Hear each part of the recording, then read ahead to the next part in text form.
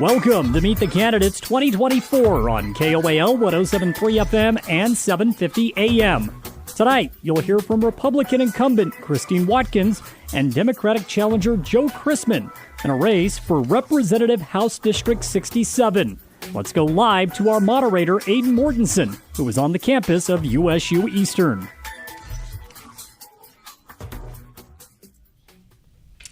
Hello and welcome to Meet the Candidates here on KOAL 107.3 FM and 750 AM, as well as on our YouTube channel, KOAL Castle Country Focus.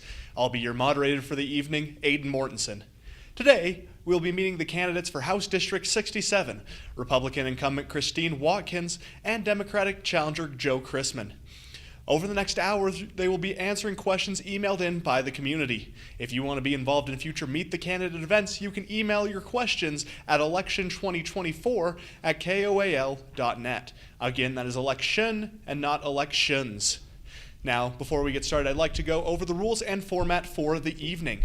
Tonight's event is open to the public, and as such, we'd like to remind those in attendance that this is not a debate. So we'd ask to please refrain from cheering, booing, or anything else that may distract the candidates. We'd also ask at this time that you please silence your cell phone to, again, limit distractions to the candidates. The format for tonight's event will be as follows. Outside of the initial introduction and closing questions, which candidates will have 3 minutes to respond, each candidate will have 2 minutes to answer the question that has been emailed in. The order of who will answer first was decided by a coin flip before we began. After the first has had their time to go, the other will have 2 minutes to answer as well. Following the initial 2 minutes, candidates will have an additional 60 seconds to respond or expand their answer, after which the second person will also have an additional 60 seconds to answer. We'll follow this format throughout the evening. At this time, we'd also like to go over some voting information. Early voting for the 2024 general election will be conducted at the Carbon County Administration Building in Price in the downstairs conference room and atrium during the hours of 8 a.m. to 5 p.m. beginning Tuesday, October 29th through Friday, November 1st. Voters may vote in person on November 5th at the Carbon County Administration Building from 7 a.m. to 8 p.m. Early voting for Emery County will be held at the Emery County Clerk/Auditor's Office at 75 East Main Street in Castledale.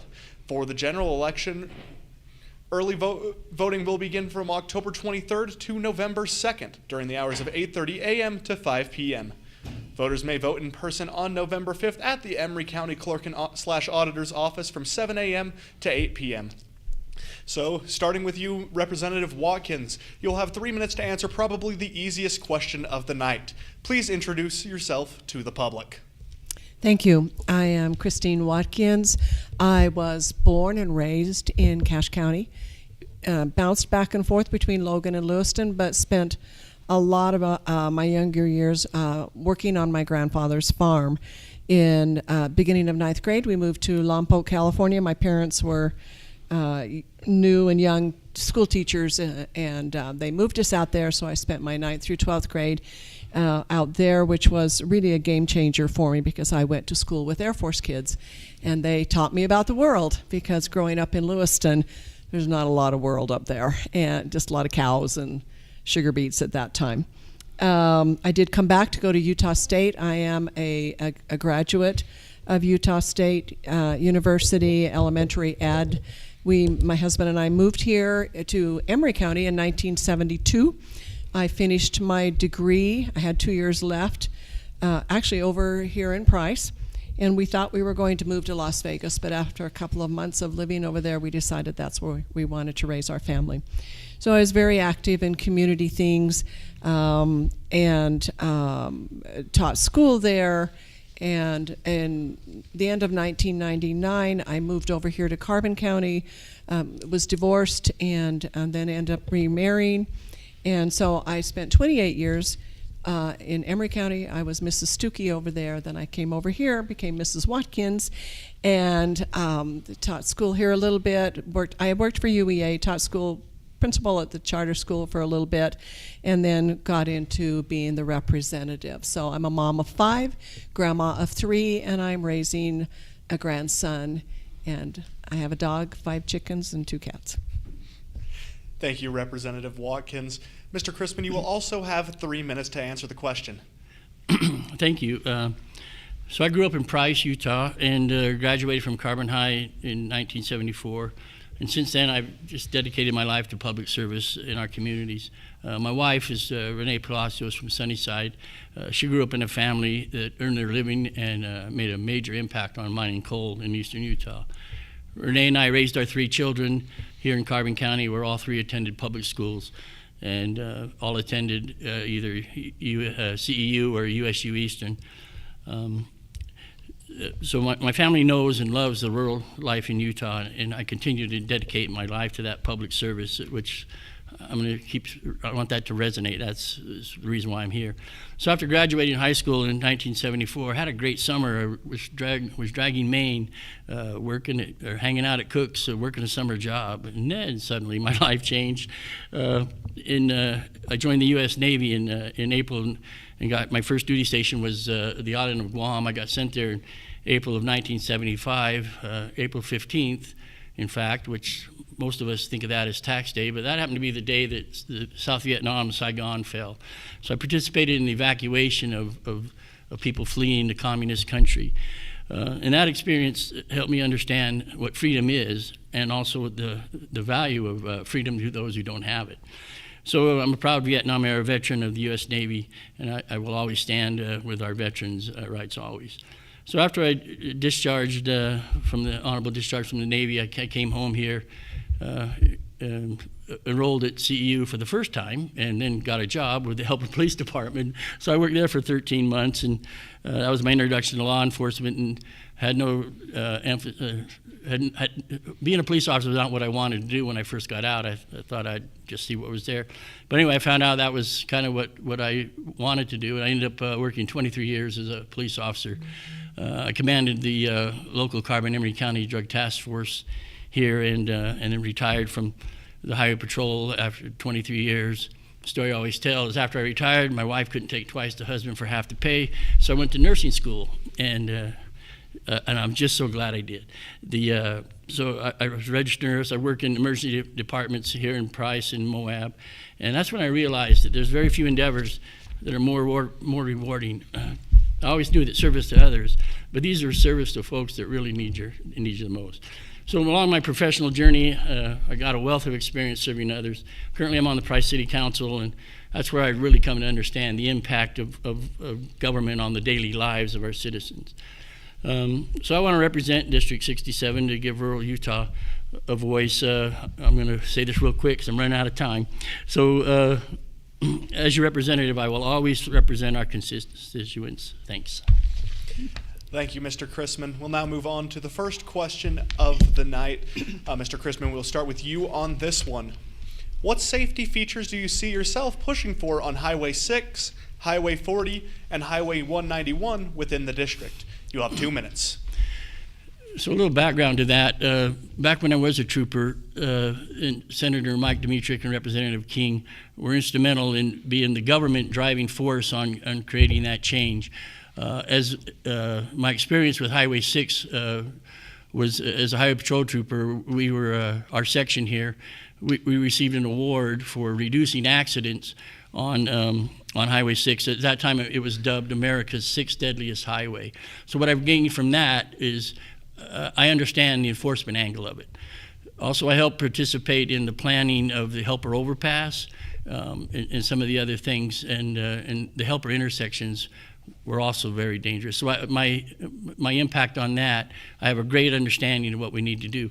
Recently, to me, there's 2 issues now that are just important. One of them is being worked on. That's where 191 comes into 6. That's really helpful, but we need to take other measures.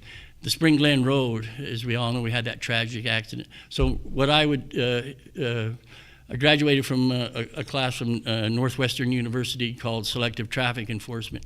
So I use my background, my experience to interject, first of all, safety and how we're going to deal with not just the road, but the impact that the increased travelers we have on it. We've got to learn a way to manage that traffic flow, and that's I'm prepared to do that, and that's my plan.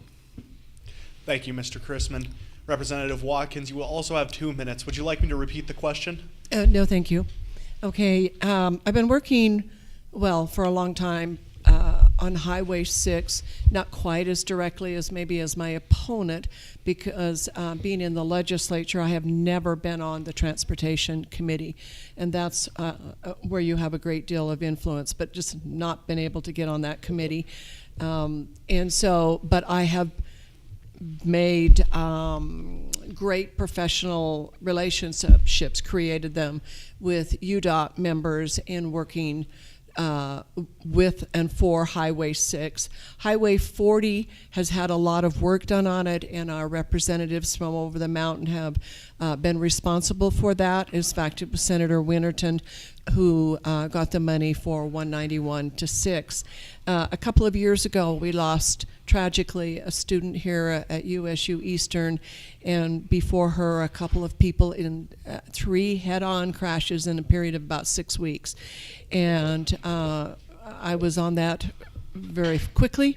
And you'll notice that we have they had those cement barriers put up in a time that's pretty extraordinary for UDOT because they're not known for getting things done quickly.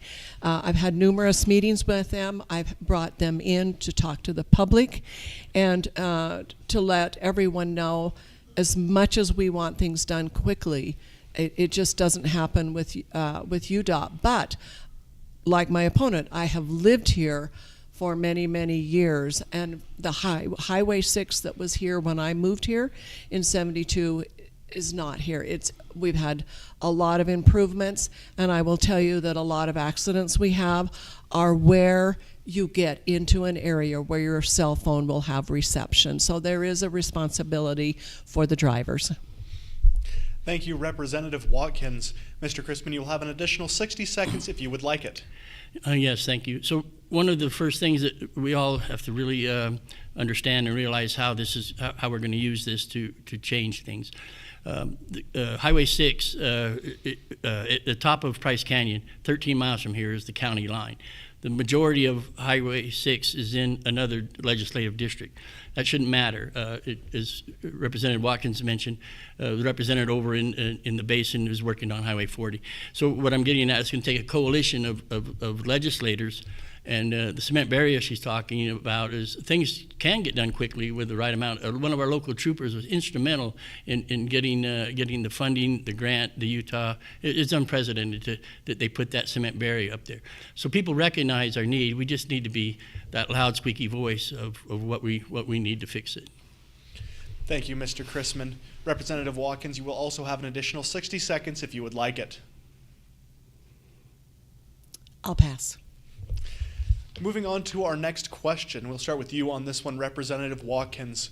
On keeping the constitutional restrictions on income tax that require either a reduction of said tax or a spending of that tax on education or children's health, would you favor or oppose keeping those constitutional provisions in place or changing the Constitution to allow the legislature to spend on other areas of state government with income tax dollars? Explain your position. You'll have 2 minutes. Okay, that's for me, right? Okay, as was stated by my opponent last week, I voted for that amendment to be put on the ballot to be voted on by the people of Utah. We have a lot of people who just hate the sales tax on food, and in order to get that off, you've got to compensate someplace else. So it was an opportunity for people to get to vote. Now, there were deadlines that were missed. That was staff, had nothing to do with legislators. So it's not something that's going to be voted on. But if I could have voted on it, I would have voted, because I'm an educator, I would have voted against it. I would have kept it the way it is now because I like the parameters and the way the Constitution, state Constitution has it, that that money is earmarked for education. But I obviously never, at least not now, will get a chance to vote on that, but I would have voted against it. Thank you, Representative Watkins. Mr. Chrisman, you will also have 2 minutes. Would you like me to repeat the question? No, thank you. I've got it. On the face of it, without belaboring the point, I am totally against Amendment A as it was written. I think there's just too many rabbit holes that leave it open to be manipulated and by whichever the supermajority wants to direct it. I just don't think it was forthcoming and informative to give our voters a clear choice on that. So I'm just totally against it. Thank you, Mr. Chrisman. Representative Watkins, you'll have an additional 60 seconds if you would like it. No, thank you. Mr. Chrisman, same offer for you, 60 seconds if you would like. I'm even more totally against it. Thank you, Mr. Chrisman. We'll start with you on this next one. What role do you see the state playing in creating new watersheds so Utah can use more of its allotment under the Colorado River Compact? Currently, we only use 40 to 45% of our allotment. You'll have 2 minutes. There's lots of things that affect that. Some of the things that I'm aware of that's recently helped is locally the efforts to build the reservoir up near Consumers. I think it originally started off as the Garley Dam. I think that's a great idea. It helps us capture that watershed, plus not just for agricultural use, but even on times when we have lots of water, we'll be able to lease it. Currently, Price City just recently started leasing some of that water, so the water's being used. But throughout the state, one of the big issues now with watershed, it doesn't directly impact us, but it will, is with the Great Salt Lake. So I certainly need to be more in tune to watershed. I've been speaking with the water folks a lot lately just to get a better understanding. But it's just in a nutshell, it's just important that we need to protect our water because, like land, ain't making more of it, and it's hard to get. But to me, that's a very important topic. Thank you, Mr. Chrisman. Representative Watkins, you will also have 2 minutes to answer the question. Would you like me to repeat it? No, thank you. I can move on. Thank you. Our watersheds are critical for Utah, and all of the things that were done before we got here by our pioneers and forefathers certainly put us in good stead for what we have. I really am hoping that we do get the reservoir here. I know things are moving along. At one point I wasn't so sure, but I think we've got a good shot at it. But there is that issue when we had the Stop the Flow campaign in Utah, then all of a sudden we didn't have water going into the Great Salt Lake. And even though we're a ways from that, it still could impact us because we all have family members that live up there.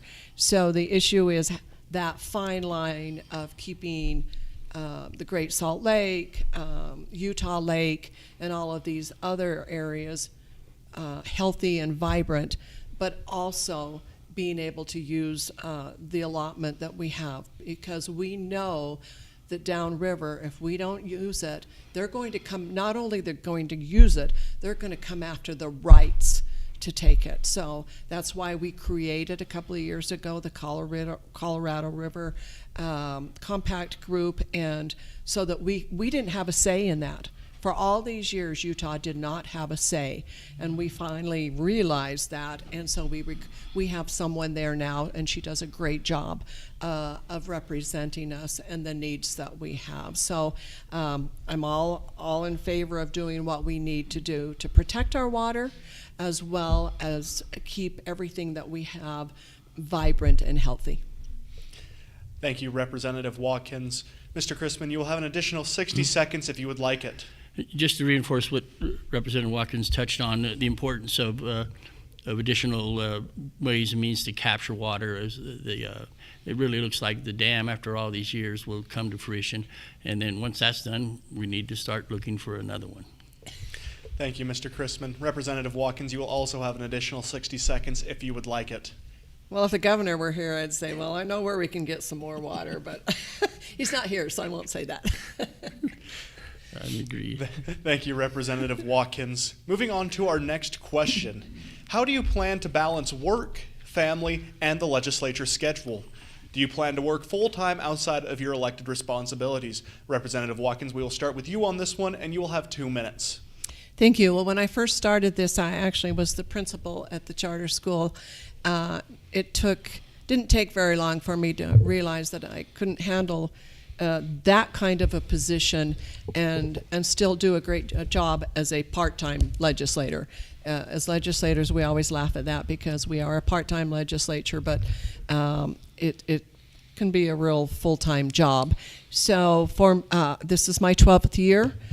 Most of the time, I have not worked while I'm being a legislator, and because my husband passed away last year, and I lost literally half of my income, even though we had planned and everything was paid off and it was great. We're no different than anybody else out there. I started getting the tax bills, the insurance bills, and everything was going up 20-25%.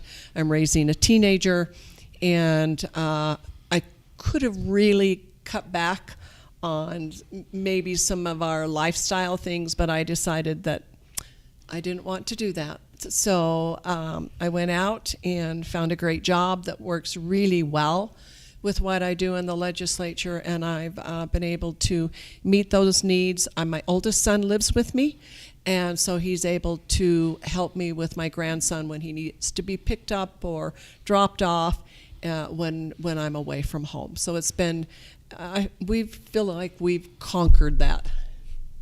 Thank you, Representative Watkins. Mr. Chrisman, you also have 2 minutes to answer the question. Would you like me to repeat it? No, thanks. I got it.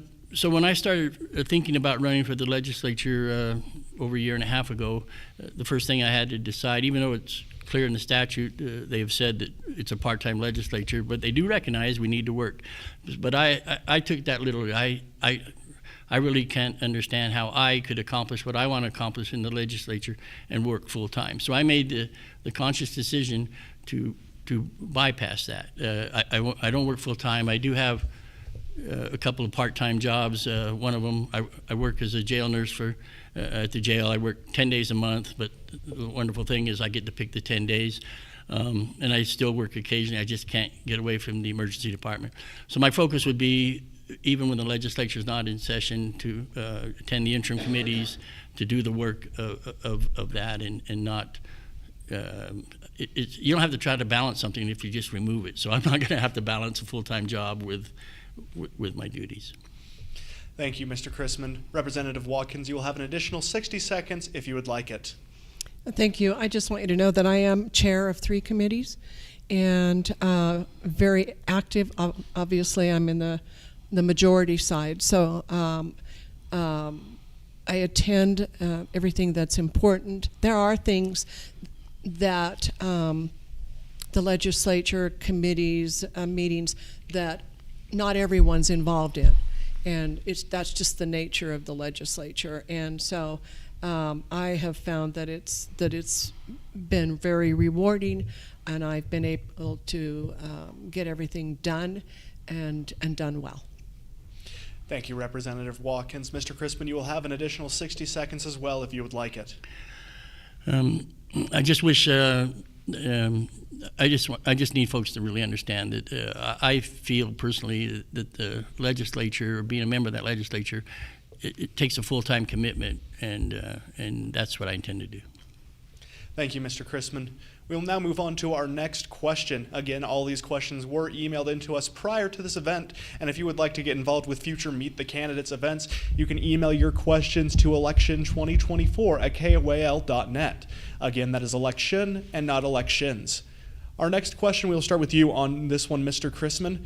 Do you support the school voucher process that passed the legislature this year? Do you feel it helps rural Utah, specifically Carbon, Duchesne, and Emery? You have 2 minutes. I don't feel it does. I've been looking at that from every different angle that I think I could. I've asked lots of questions. I just don't understand how we can give that much money to something that's really kind of arbitrary. Like my understanding of it is you can use that voucher money for pretty much anything you can justify. I think that money could be a lot more well-directed towards funding public education, not just to include raises for the teachers, but to give them the resources to programs, curriculum, trainings. I just don't think the voucher system is an effective way of use of our public education money. Thank you, Mr. Chrisman. Representative Watkins, you'll have an additional 2 minutes as well. Would you like me to repeat the question? No, I've got it. Thank you. Not this last session, the session before was when the big bill was voted on. I did vote for that because in my years as a teacher, I never ever received the kind of raise that we gave teachers that year. And also being in this position, I have lots of people that contact me, and I have in the three counties that I represent, we have a lot of people who homeschool their kids. We do have a few private schools, not very many, but a couple people. There are a lot of people who public school just does not work for. Now, all of my kids attended public school. My grandson's in public school. I love public school. That's what I was a public school teacher. And so I have a great love for public education. But I also have a great deal of respect for parents who want to choose a different way. And the new program is being handled and controlled by a company. It's not just a free at will. The purchases have to be approved. And actually in Carbon and Emery, I can't speak for Duchesne, the district would have to be a vendor for people who homeschool their children to be able to access some of the things. So right now it's either you teach your homeschool or private school, or you're in public school, because our districts are kind of waiting to see what happens with that. So I love public school. I love the teachers. Just had a little teacher report meeting today with one of my grandson's teachers. But I also, like I said, respect the rights of parents to choose. Thank you, Representative Watkins. Mr. Chrisman, you'll have an additional 60 seconds to respond if you would like it. So within Carbon and counties, we have 2 school districts. We seem to work well with the Pinnacle School that's here. So I guess with that voucher system, you have the potential to form your own school district. You get the $8,000 to teach one kid or 2 kids or however many at home. I just don't really think that we're ready for that kind of transition. The raise the teacher got, to me, that was just subterfuge, just to basically to buy them off. I think raises and resources should come first before we move on to this voucher system. Thank you, Mr. Chrisman. Representative Watkins, you will also have an additional 60 seconds to respond if you would like it. Thank you. That part about the $8,000 and teaching one child, that isn't how it works. You can have mini schools or micro schools, but it's not just for one child, and it is controlled. There are rules and regulations, and so I'm just saying that, and I will tell you that teachers in the last couple of years have gone from a beginning teacher salary to in the high 30,000s up to the 60,000. Teachers can now, I don't know if thriving is the word, because it's still not a ton of money, but they are now able to pay their bills and be able to enjoy some of the things that other people in industries work. And I know, because I worked for UEA, and we had teachers who were struggling. Thank you. Thank you, Representative Watkins. We'll start with you on this next question. If elected as state representative, what would be more important to you? To have one major bill become law or several smaller bills become law? You have 2 minutes. I'm not sure I understand that question. Would you read that again? If elected as state representative, what would be more important to you? To have one major bill become law or have several smaller bills become law? Well, the way we do things is everything's a bill, and whether, by definition, it's up to the representative or his or her constituent that decides whether it's a big bill or a small bill. And in the legislature, our bills have to be a one item bill. We can't bring in all sorts of things like the federal government does. And I have passed some pretty substantial bills. Example, the buying of the San Rafael Research Center last year. But I've also done bills that help people when they're dealing with DCFS, and maybe that would not be so important to everyone, but it's real important to those that are doing it. So I'm not sure quite where that was going, but I do one subject at a time, let's put it that way. Thank you, Representative Watkins. Mr. Crispin, you'll also have 2 minutes to answer the question. Would you like me to repeat it? No, thanks. So, as I was sitting here listening, what I think I consider, I'm not going to run a bill unless I consider it a major bill. I mean, Christine probably knows the number better than I. How many bills are filed every legislative session? 400 or 500. That we don't seem to get through them. So you need to. What I would do is echo what she just said, but maybe elaborate a little more. I'm going to rely on bringing our constituents' concerns to the legislature and to meet their requests. So that's my idea of running a bill. Is I'm not going to do one that's just frivolous and just to run one. But so through research and talking to folks, you learn what's important, and that's the bills you file. Thank you, Mr. Chrisman. Representative Watkins, you'll have an additional 60 seconds if you would like it. Just will say that I don't think, not just me, but legislators that I work with, we don't do frivolous bills. The bills come to us from our constituents, and they become important to us because it's for our constituents. And I've done a lot of bills, and to say one's big or small, it just really isn't. But an example was that DCFS was allowed to pull out hair to test for drugs. It was ridiculous. It discriminated against people who had dark hair. And when we did the research and figured that out, we stopped that. But not everyone's going to be interested in that because they're not involved with those kind of issues. So I'm just saying I agree with my opponent that it deals with what our constituents want, and that's what I've always done. Thank you, Representative Watkins. Mr. Chrisman, you will also have an additional 60 seconds if you would like it.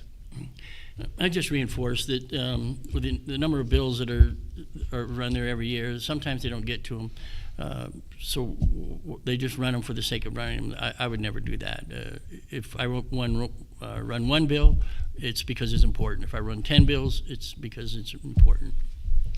Thank you, Mr. Chrisman. We'll start with you on this next question.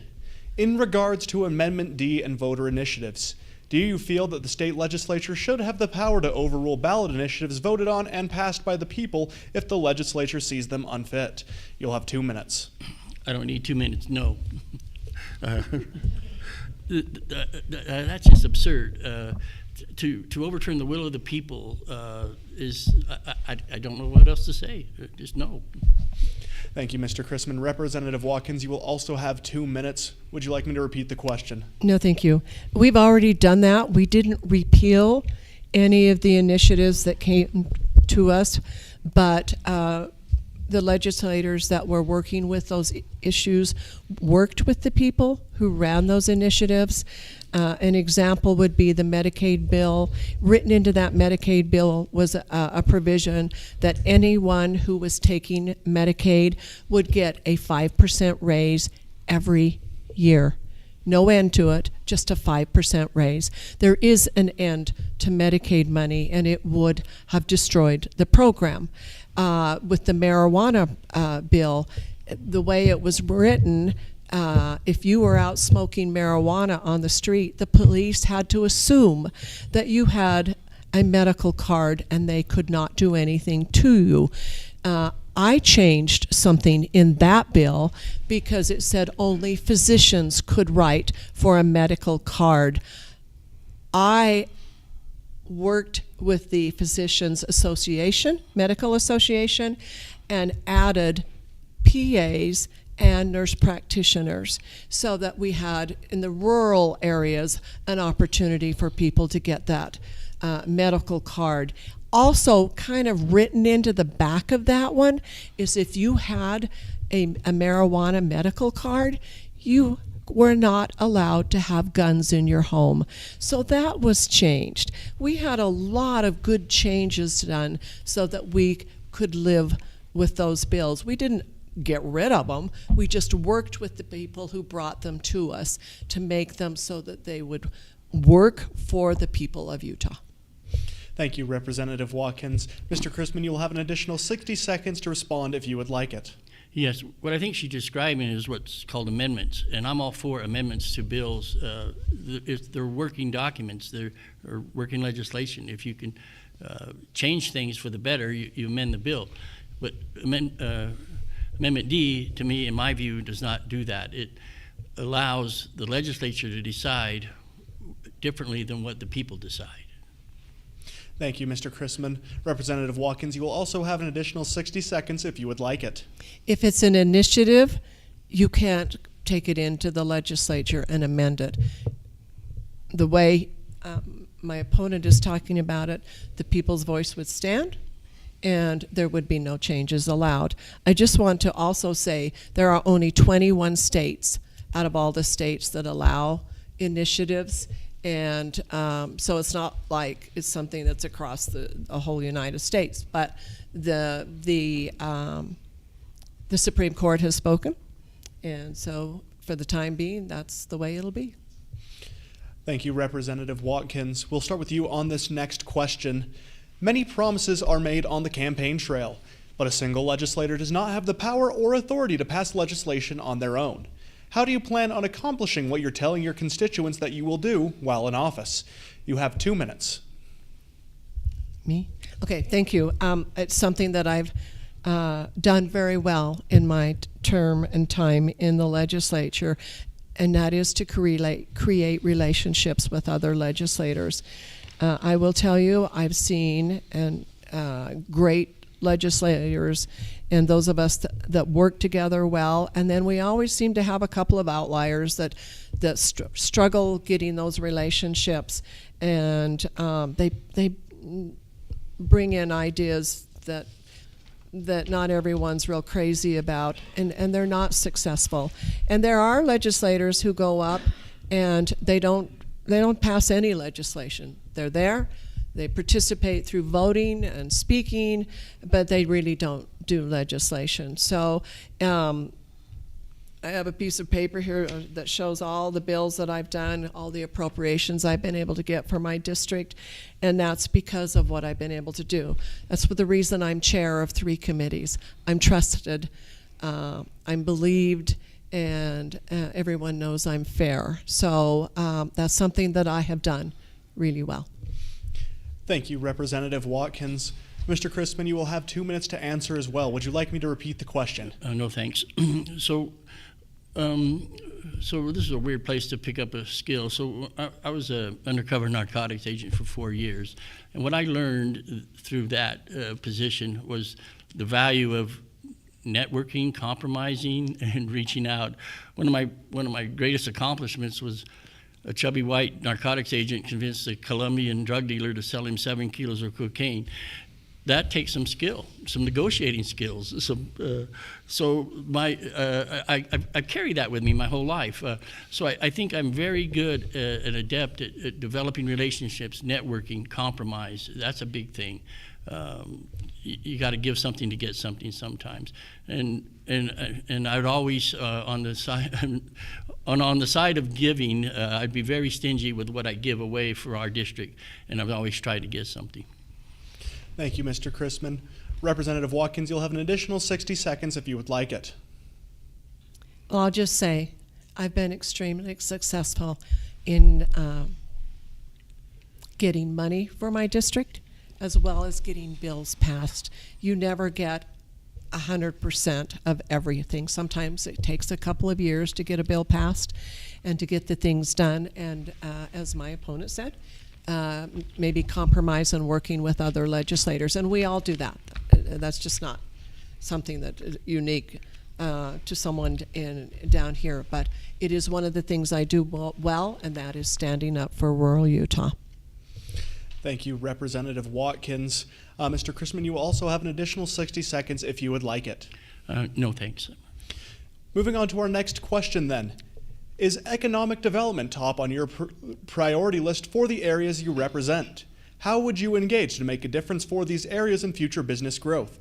Mr. Chrisman, we will start with you on this one.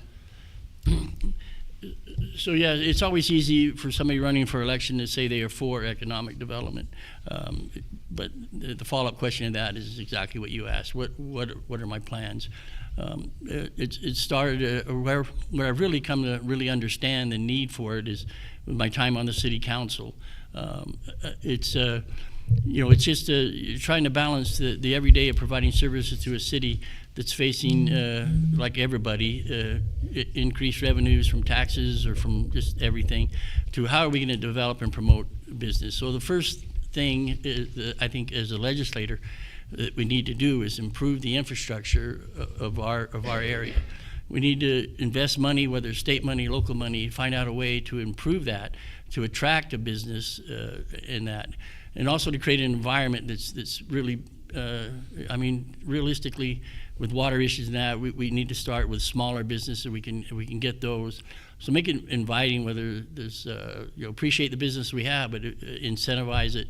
Recently, there's discussion about an inland port, which can open up a lot of doors. So economic development starts with infrastructure, and then we have a very active Chamber of Commerce. What I could do as a legislator to help them promote our industries or what's available here. Thank you, Mr. Chrisman. Representative Watkins, you will also have 2 minutes to answer the question. Would you like me to repeat it? No, thank you. We have a local Chamber of Commerce here, and we have one in Salt Lake that's the big chamber called the Salt Lake Chamber, and they are always looking out for the small businesses in Utah. I have received their Business Champion Award every year because I support small businesses and support those businesses all over Utah and in our own area. I passed a bill this last session, for the Utah San Rafael Research Center, which is amazing, and the things that they're doing and the potential it has to bring employment and the switchover that's going to happen eventually down the road, a number of years from now. But it's critical. I'm on a legislative committee, and we've been going around touring all sorts of energy centers, and what can we learn and what can we do legislatively to make it easier for us to create the energy that the world needs, and that here in the state of Utah we really need, because we're running short. I'm working on, have been working for a number of years with our commissioners on Ridge Road. We know we need infrastructure out there. We've got companies that want to come, and we desperately need funding to be able to do that for our area. I am always working and looking out, because as I even spoke to teachers earlier this year, if we don't get our economy going, there won't be kids to teach, because people won't be able to live here because there won't be jobs.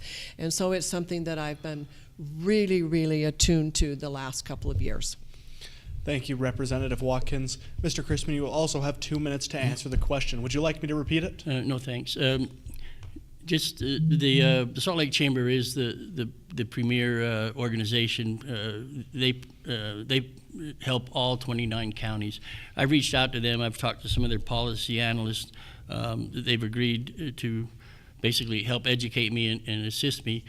They have tremendous programs, and so I'm in touch with those folks.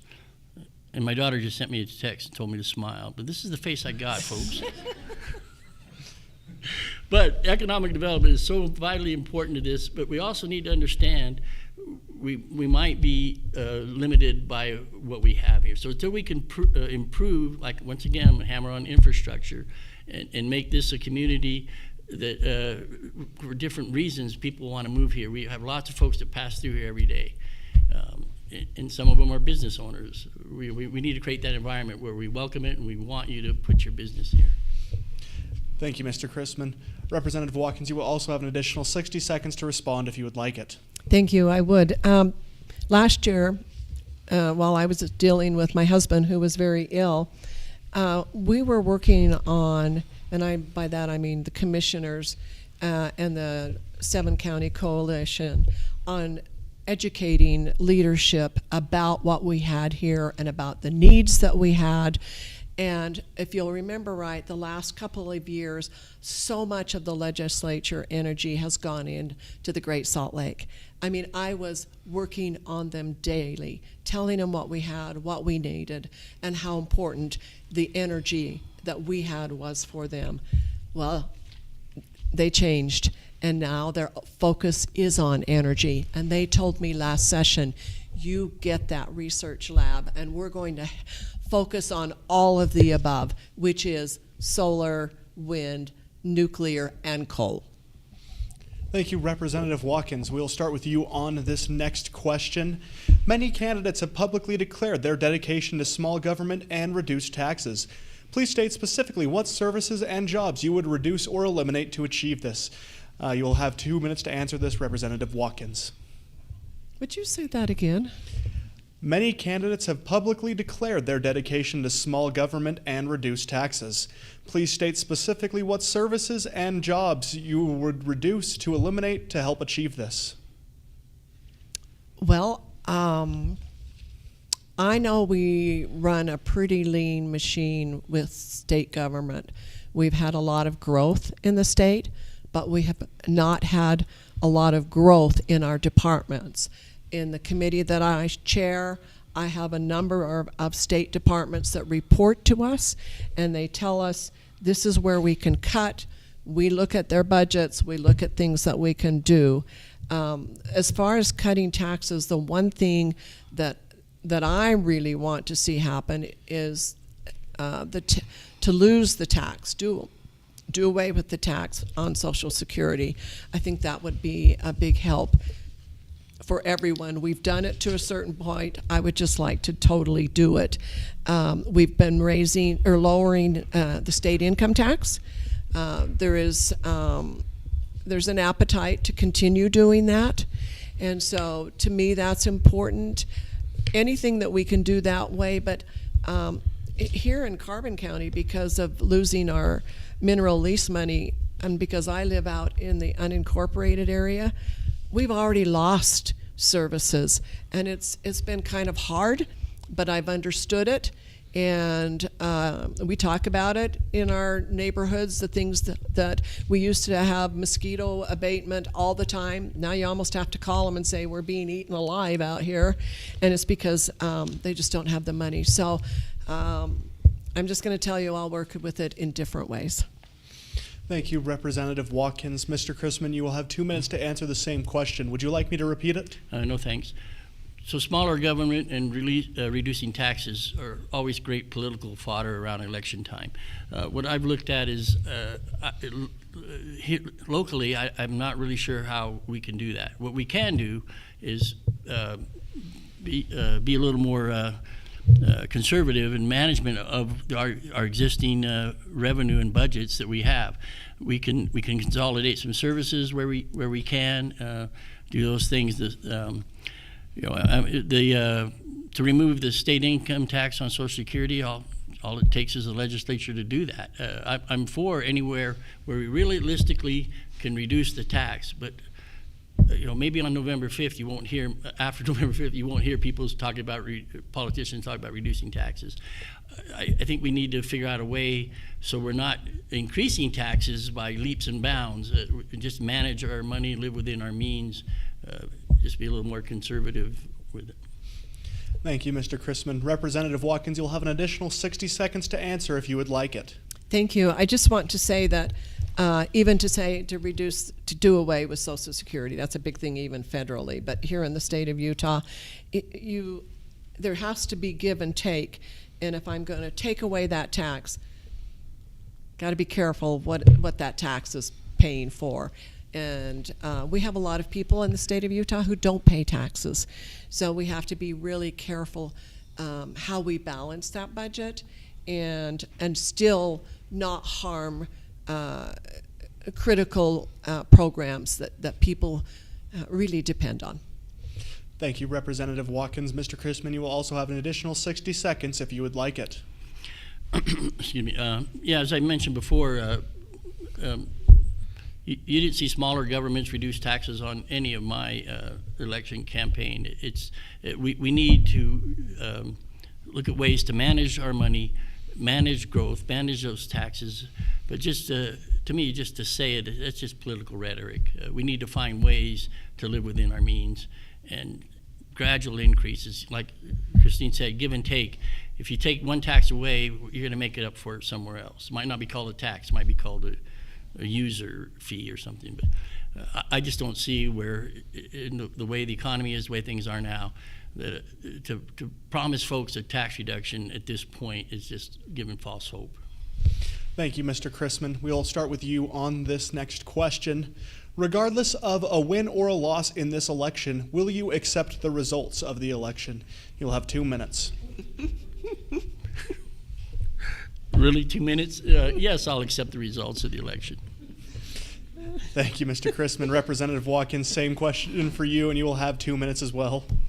Absolutely. I've accepted them, win or lose, every year.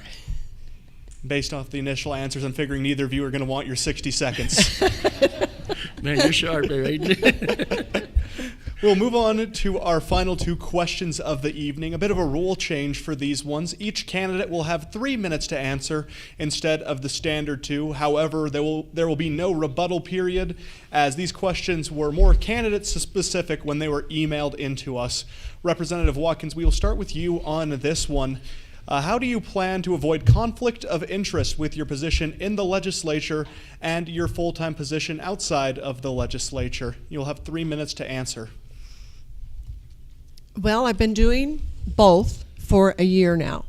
And when I first accepted the position, wasn't exactly sure how things were going to go, but I have found out that in working with the small cities, and that's what I do, I work with the small cities that do not have like a city manager, that there actually has been no conflict of interest at all.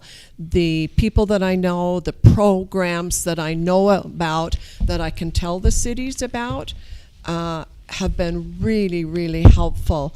An example, I knew because a constituent had emailed me during the session, and they said, hey, and this was someone from Emery County who used to work in state government, and he said, you know, they're asking for money for the cemeteries. This is really important for all of these small cities. I would have not known that. I have a plot already purchased, but not really into cemeteries. And so in my committee that I'm chair of, at our last night of budgeting, we had $300,000 left over, and I knew that's exactly what that cemetery program was asking for. So I said, hey, let's give that money to the cemetery program. And Senator McKell said to me, well, what's that going to be good? Why? And I said, because I had a constituent tell me this is really important. Well, then they got it. The executive appropriations did not change it. They got it. And then this spring, I had one of the local cities contact me and say, it was fair, and they actually had terrible windstorms, and they needed some financial help. So they'd reached out to the cemetery, the state cemetery program, and I was able to help them write their grants. And I actually had 4 of those grants land in our community, and they've really been helpful.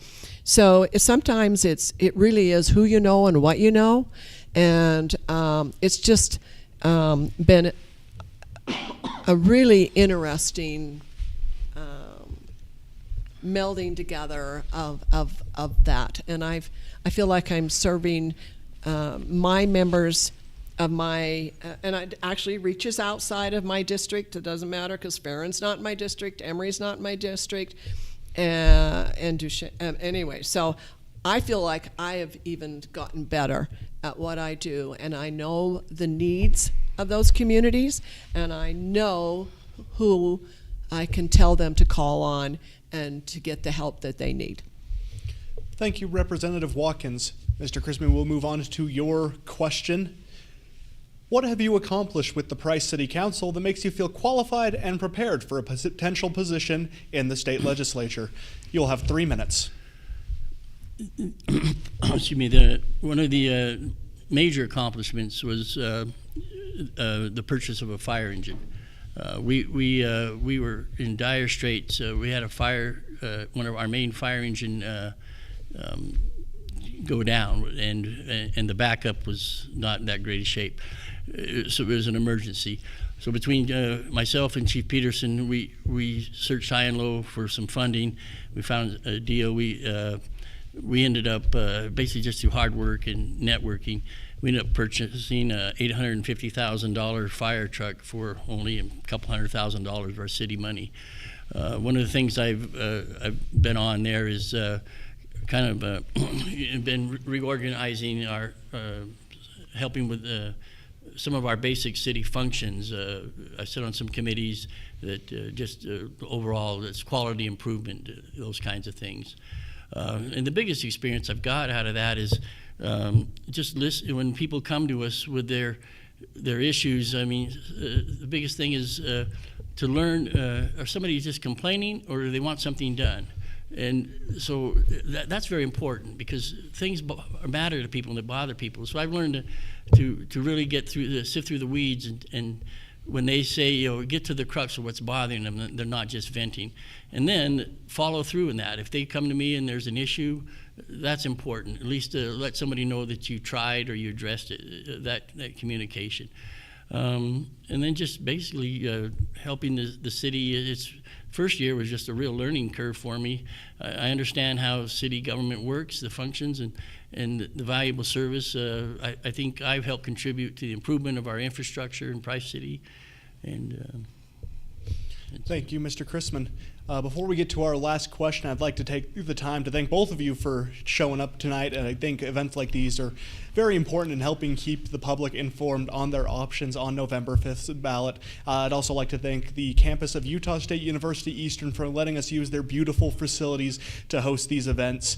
Now, for our last question of the night, again, this one pretty much a softball toss. We'll start with you on this one, Representative Watkins. Why should the residents of District 67 vote for you? You'll have 3 minutes.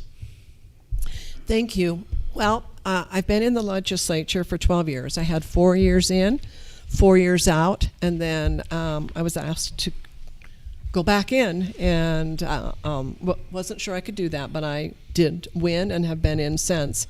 During my time in the legislature, Utah's economy has outperformed all other states, and we are the envy of states. We have gone from a strong economy to an elite economy. We have weathered storms that other states have not been able to do well with. We balance our budget every year, and I'm a part of that. And so we are not in debt like so many other states are. We do live within our means. I have been very, very focused on energy development, on economic development. I love education, trying to make sure we've got the money we need for education, and that I voted on the bills that now fund it without us even having to do anything about that. I work really hard in our community to make families strong. We have a lot of issues here, and I have people calling me all the time asking me to help with the issues that they have, and I always do. I have worked hard for leadership to know me, to trust me, to believe in me, and not every person gets to be a chair, and I'm chair of 3 committees. Now, one is a major one. It's an appropriation committee. The other 2 only meet during the summer and fall, but they are still very important: child welfare and the Native American liaison, of which I'm with Senator Hinkins on that one. And so I know I have done a good job in representing our area and rural Utah. I received an award last year because, and it wasn't the outstanding legislator supporting rural Utah, it was the outstanding person representing rural Utah or advocating for rural Utah. It's my life. I've never lived in a big city. Even when I lived in California, it's a small farming community. And so I love to serve. I love where I live, and I believe I show it by my actions. Thank you. Thank you, Representative Watkins. Mr. Chrisman, same question for you. Why should the residents of District 67 vote for you? You have 3 minutes. So I want to represent District 67 to give rural Utah what I feel is a voice that hasn't been heard or acknowledged for some time. I believe that everybody should have equal opportunity to pursue their dreams, to be treated fairly and equitably. I believe you should be able to choose your own health care, to be able to express who you are without malice or prejudice. I also believe in a life-sustaining wage for all and to be able to work in a safe and healthy workspace. I stand against unfair labor practices and believe that every Utahn has their duty and a right to support themselves and their families through honest labor without fear. I also believe in an education system that supports the dignity of the child. I support our educators. I believe they need resources, tools, wages, and benefits to ensure their student success. This next reason, excuse me. This next one is kind of self-serving here. I also believe that I would be successful as a legislator is because I have the love and support of my family. Hope and fear guide me every day. It's my hope that I'll make my family proud of me. Folks. For the person I am, I stand for equality, equal justice, and a lifetime of service. So as your representative, I will focus on protecting and providing legislation that will support the investments that will enrich our communities. I will rely on the best evidence, science, and your voice to support development and research that keeps energy-related jobs and training in our communities. My fundamental values and integrity will not allow our differences between us to take precedence over the right to equal opportunity, the right to fundamental values of life, liberty, and the pursuit of happiness, and the right to a quality education, health care, and the necessities of life. Thanks. Thank you, Mr. Chrisman. And again, thank you both for taking the time to come participate in these events. These are very informative for the public, and they can be a bit time-consuming. So thank you again for taking the time to be here. Again, we'd also like to thank the campus of Utah State University Eastern for giving us the opportunity to use their beautiful alumni room facilities. And tomorrow we will be back with our final event of our Meet the Candidates series, where we'll be meeting with Senate District 26 candidates, Republican David Hinkins, Independent Orrin Stainbrook, and Democrat Corbin Frost. Until then, I'd like to also give a big shout out to Ryan Piccolo and Jordan Buscarini for making us look so good and sound so good here tonight. And until tomorrow, reporting for the KOAL Newsroom, I'm Aiden Mortensen. Serving all of Eastern Utah, this is News Talk 107.3 FM and 750 AM. KOAL. Price.